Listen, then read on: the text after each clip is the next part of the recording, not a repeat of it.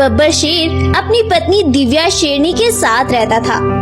बब्बर शेर और दिव्या शेरनी एक दूसरे से बहुत मोहब्बत करते थे और हमेशा ही एक दूसरे का अच्छे से ख्याल रखा करते थे और एक दूसरे के साथ साथ वो दोनों अपने जंगल वासियों की भी बहुत देखभाल किया करते थे। ऐसे ही दिन बीत रहे थे। एक दिन शाम के टाइम ना जाने किसने बब्बर शेर का कत्ल कर दिया। जंगल के सभी जानवर बब्बर शेर की लाश को देखकर बहुत परेशान हो गए और सोचने लगे कि आखिर ये किसने किया होगा। अरे भाइयों, ये किसने किया होगा हमारे जंगल के राजा के साथ?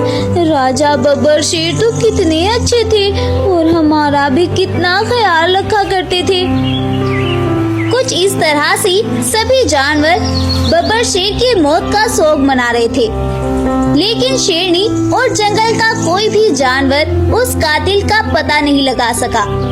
शेरनी बेचारी बब्बर शेर के मरने पर बहुत परेशान और चुप चुप रहने लगी थी और साथ ही शेरनी अब माँ भी बनने वाली थी।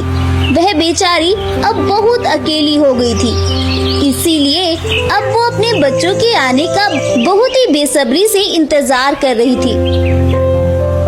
आखिर वो दिन भी आ ही गया जब शेरनी ने दो बहुत ही खूबसूरत बच्चों को जन्म दिया और शेरनी ने उन दोनों भाइयों के नाम भी वीरू और शार्दुल रखे। वीरू गोल्डन रंग का और शार्दुल नीले रंग का शेर था।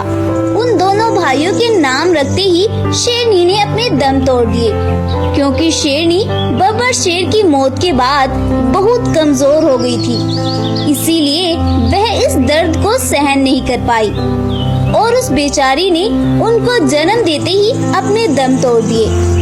शेरनी के दोनों बेटे अपनी माँ को ऐसे मरा हुआ देखकर बहुत परेशान हो गए और वीरू को तो जैसे अपनी माँ के जाने का सदमा लग गया और अब वह पूरा टाइम बस अपनी माँ को ही याद करता रहता और पूरा टाइम बस रोता रहता। उसका भाई सिम्बा से हमेशा ही समझाता, अरे वीरू भाई, तुम इतने परेशान क्यों होते हो? अगर हमारे मामा बाबा नहीं रहे तो शायद कुदरत को यही मंजूर था, लेकिन तुम शुक्र करो कि मैं तुम्हारे साथ हूँ, तुम्हारा भाई, वरना किसी के पास तो ये भी नहीं होता। सिम्बा शेर हमेशा ही उसे बोलता और उसे समझाता, लेकिन वीरू शेर बहुत परेशान रहा करता था। कुछ दिन ऐसे ही बीतते हैं और अब वो दोनों भाई बड़े हो जाते हैं और सिम्बा शेर एक बहुत ही ताकतवर शेर बन जाता है और साथ ही उसके पास कुछ जादुई शक्तियाँ भी होती हैं। लेकिन जंगल के जानवर सिम्बा शेर की इन शक्तियों से बिल्कुल अनजान थे और वहीं वीरू शेर अभी भी बहुत ही डरपोक और बुज़दिल था। वह अभी भी अपनी माँ की मौत के सदमे से बाहर नहीं निकल पाया था।